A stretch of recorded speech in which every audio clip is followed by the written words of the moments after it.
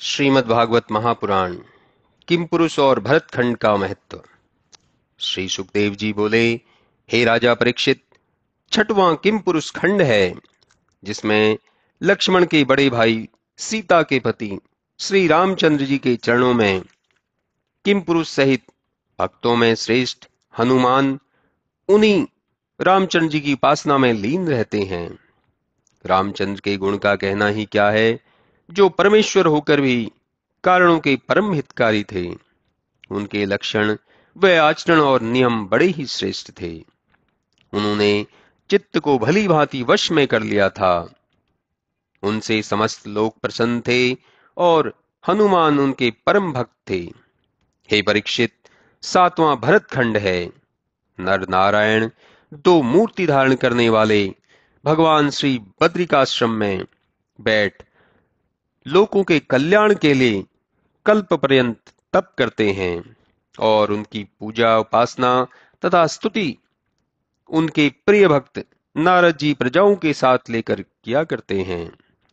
यह भरतखंड सब खंडों से उत्तम है और इसलिए विद्वान इसे कर्म खंड भी कहते हैं। यहाँ की तरह सुख सामग्री और यहाँ जैसे कर्म धर्म दान तप आदि दूसरे खंडों में नहीं है। इस खंड की कर्मशील भूमि ऋषियों के द्वारा पवित्र की हुई तथा धन धान्य संपन्न है।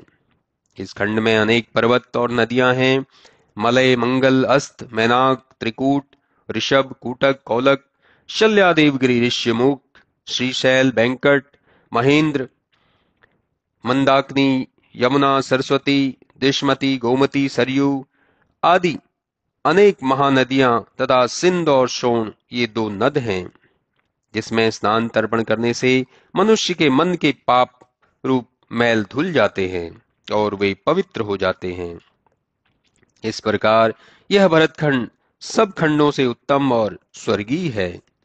इस खंड में रहकर पंच ज्ञानेन्द्रियों पंच कर्मेंद्रियों और पंचभूतों सहित जितने मनुष्यों ने योनि प्राप्त की है, यदि चाहें तो वहां निवास कर आवागमन से मुक्त हो जावें।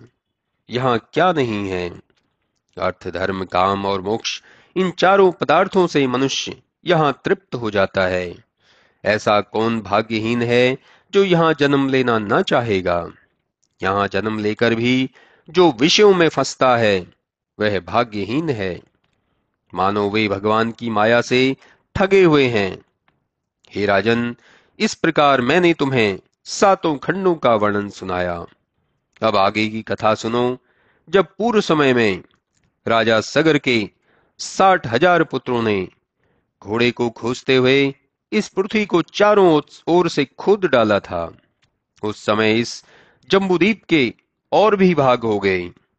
तब से ये जम्बूद्वीप के 8 उपद्वीप कहलाते हैं, जिनके नाम हैं स्वर्णप्रस्थ चंद्रशुक्ल आवर्तक रमणक मंदहरिण पंचजय सिंगल द्वीप लंका द्वीप आदि।